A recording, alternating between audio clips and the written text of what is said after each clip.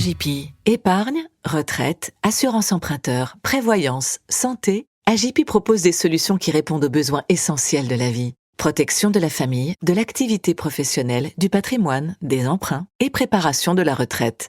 Aujourd'hui, AJP est une association qui regroupe près de 700 000 assurés, engagés et responsables. AJP a le plaisir de vous présenter Tout sur votre argent.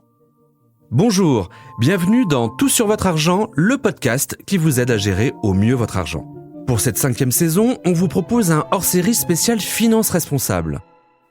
En 5 épisodes, on va vous expliquer ce que veut dire ESG, les différences avec d'autres sigles tout aussi abscons comme ISR ou SFDR. Comment faire concrètement pour épargner de manière plus vertueuse. On se demandera aussi s'il faut faire confiance au label et enfin, si les placements responsables sont aussi rentables que les placements lambda. Je m'appelle Jean-Philippe Dubosc et pour le premier épisode de ce hors-série, j'ai demandé à Grégoire Coustet, délégué général du Forum pour l'investissement responsable, de nous expliquer à quoi correspond ce fameux sigle ESG que l'on voit fleurir un peu partout.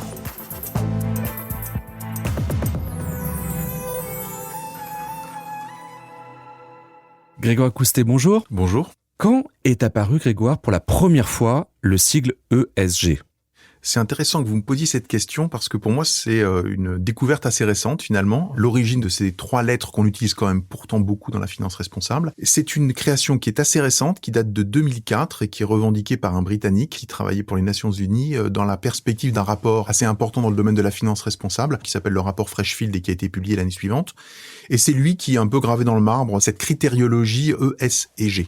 Alors justement, est-ce que vous pouvez, Grégoire, s'il vous plaît, nous détailler ce qu'il y a derrière le E, le S et le G ?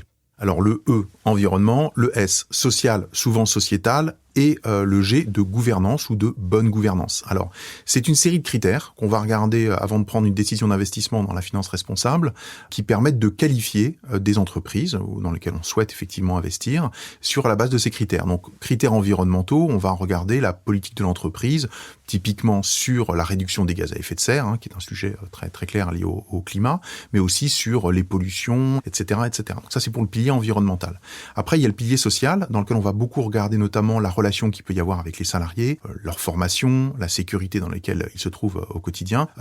Voilà, donc un peu tout ce qui fait le corps social de l'entreprise. Et enfin, il y a la bonne gouvernance, qui est un critère un peu plus atypique, où là, on va regarder la gouvernance de l'entreprise, c'est-à-dire les pouvoirs qu'il y a au sein de l'entreprise, comment ils sont organisés, pouvoir et contre-pouvoir, composition des conseils d'administration, rémunération des dirigeants. Et par exemple, quand on va être sur la composition des conseils d'administration, c'est très important de voir la diversité de genre, la diversité d'origine et la diversité de compétences qu'il y a au sein du conseil d'administration, parce qu'une entreprise qui est bien administrée, elle est administrée par des compétences variées, par des gens variés.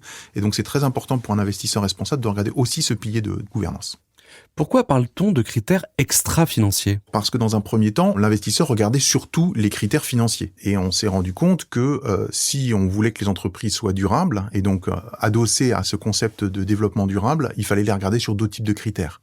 Et ces critères, effectivement, ce sont les fameux critères extra-financiers, environnementaux, sociaux, et qui permettent de bien comprendre la stratégie de l'entreprise au-delà de sa pure rentabilité, de voir quelle est son orientation vers le futur, comment est-ce qu'elle prend en compte le bien-être de ses salariés, comment est-ce qu'elle prend en compte les législations qui vont venir sur le climat, par exemple, ou dans d'autres contextes, et comment elle est bien gouvernée. Donc, c'est une manière de bien, finalement, évaluer une entreprise sur des critères qui permettent de comprendre quel est le business model de l'entreprise dans laquelle on investit. Et alors, justement, par qui et comment ces critères sont-ils évalués ? Alors, ils sont évalués par des agences de notation extra-financières. Et donc, c'est eux qui font ce travail de décortiquer l'information de l'entreprise sur la base de leur rapport annuel, de leur rapport de développement durable et sur tout type d'informations qu'ils peuvent récupérer à droite et à gauche.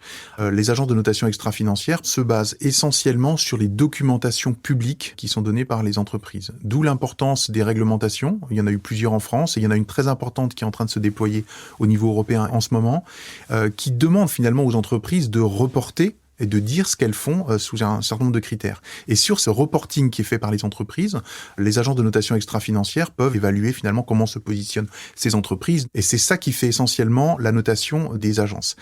Ça n'est pas suffisant. Il y a un autre point qui est extrêmement important et qui est regardé de plus en plus aujourd'hui par les investisseurs, c'est les controverses. C'est-à-dire tous les sujets qui sont portés par soit des syndicats, soit des ONG, ou éventuellement qui apparaissent dans la presse, et qui vont montrer une difficulté que rencontre l'entreprise. Et on va donc évaluer la régularité de ce type de difficulté, la profondeur du sujet aussi, pour dire est-ce que c'est une controverse qui est très grave et donc du coup sur laquelle il faut vraiment être très vigilant, et aussi bien comprendre quelle est la politique de l'entreprise pour corriger cette controverse. S'il y a un sujet majeur sur lequel on l'alerte et qu'elle dit « je vais déployer et voilà comment je vais le faire » des correctifs à cette controverse, du coup, elle a toute sa place pour rester dans un fonds responsable parce que justement, elle est responsable dans la gestion de cette fameuse controverse. Alors comment les investisseurs individuels, les épargnants, vous, moi, on a accès à ces fameuses notes ESG ? Alors, on n'a pas vraiment d'accès à ces notes en direct. C'est souvent donc des prestations qui sont longues, coûteuses, avec des analystes qui vont décortiquer, travailler. Donc, du coup, c'est des prestations qui sont vendues aux investisseurs, donc ils vont payer pour avoir ces notes. Et ils vont même payer pour avoir pas forcément une note agglomérée, mais aussi toute une batterie d'indicateurs qui leur permet à eux de se faire une véritable idée en fonction de leur tropisme personnel, de où investir. Ça peut être pour certains un tropisme plus environnemental, donc aller chercher effectivement toutes les données environnementales et les surpondérer dans les décisions d'investissement, ou ça peut être des critères sociaux. On peut avoir des fonds thématiques, par exemple, qui vont travailler sur l'emploi en particulier. Donc c'est cette matière-là, aujourd'hui, qui va servir à l'investisseur pour déterminer sa bonne stratégie et son bon investissement. Et malheureusement, on n'a pas, en tant que particulier, cette capacité à avoir cette note et cette capacité d'arbitrage. C'est pour ça que souvent, tout ça est mis dans des fonds avec justement une critériologie qui est liée soit à l'environnement, soit au social, soit à la gouvernance. Et en général, les trois piliers mélangés avec différentes pondérations. Et dans le cadre de ces fonds, vous avez des labellisations qui existent. En France, il y a 2 labels principaux qui appartiennent notamment au gouvernement. Le label ISR d'un côté qui appartient à Bercy et un label dit Greenfin qui appartient au ministère de la Transition.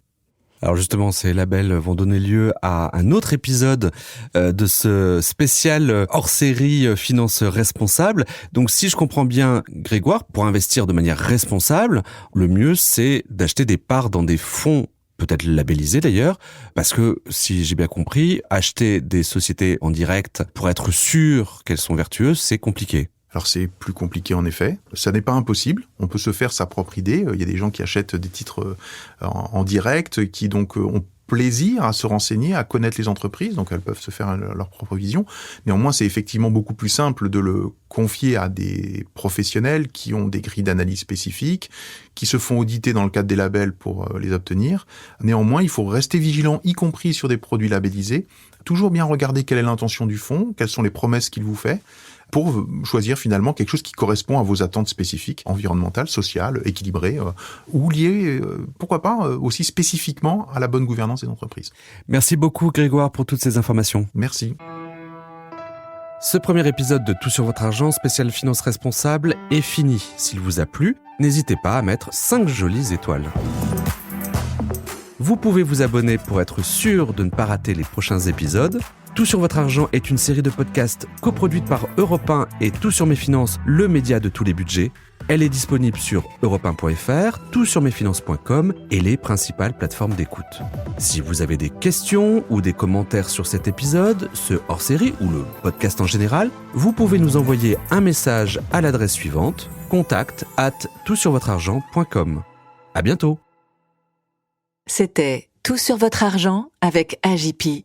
AJP est une association qui regroupe près de 700 000 assurés, engagés et responsables. Épargne, retraite, assurance emprunteur, prévoyance et santé, AJP propose des solutions qui répondent aux besoins essentiels de la vie. Protection de la famille, de l'activité professionnelle, du patrimoine, des emprunts et préparation de la retraite.